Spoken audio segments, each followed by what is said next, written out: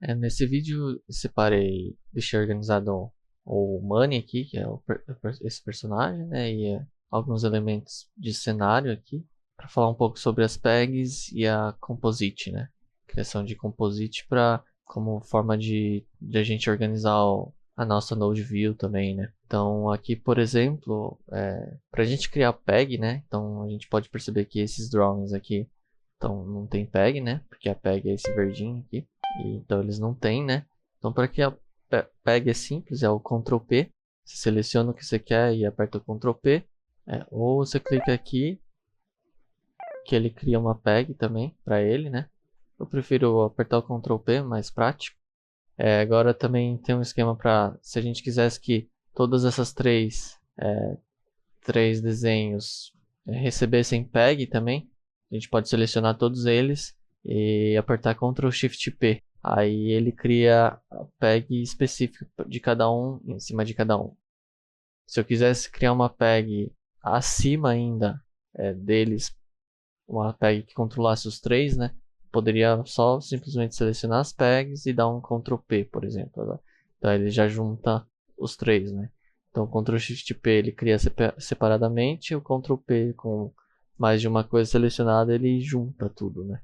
Então, então aqui no caso eu criaria um para cada um, né?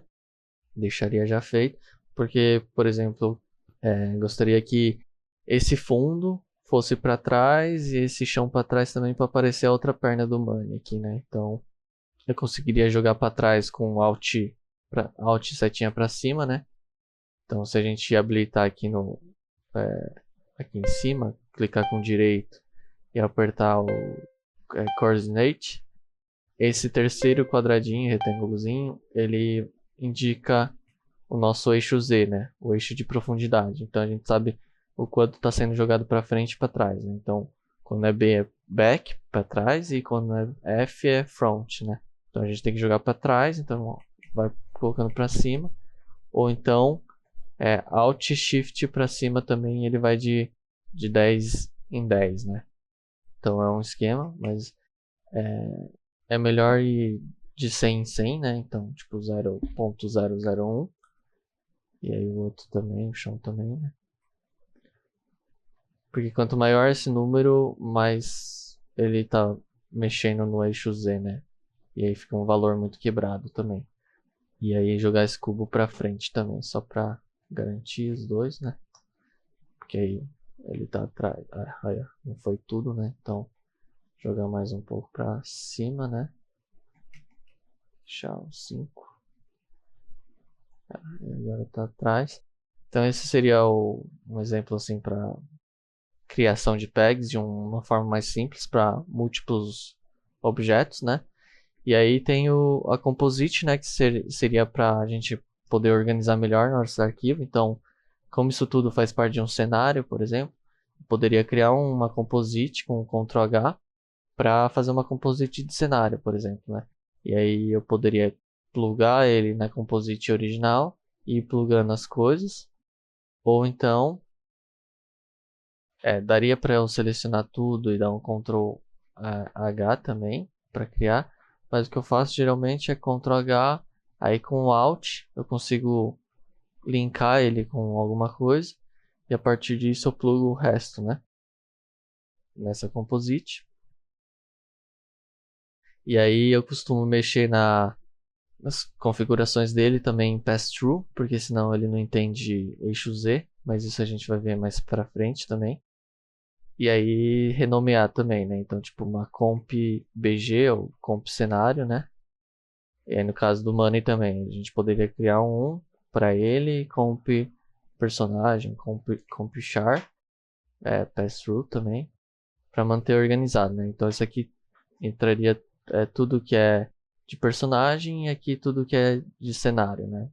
E a composite também é legal da gente trabalhar também, porque caso a gente quisesse aplicar um determinado efeito para múltiplos módulos também, né? Então, por exemplo, se eu quisesse aplicar uma transparência aqui, né?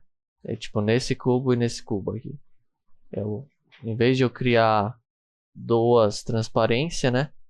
Uma para cada um, Eu poderia simplesmente criar e uma composite que linkasse os dois para receber esse mesmo efeito, né? Então a gente meio que deixa mais sintetizado, né? Nossa node view também, para que não fiquem trocentos efeitos, né? Que poderiam ser simplesmente ser só questão de organização, né?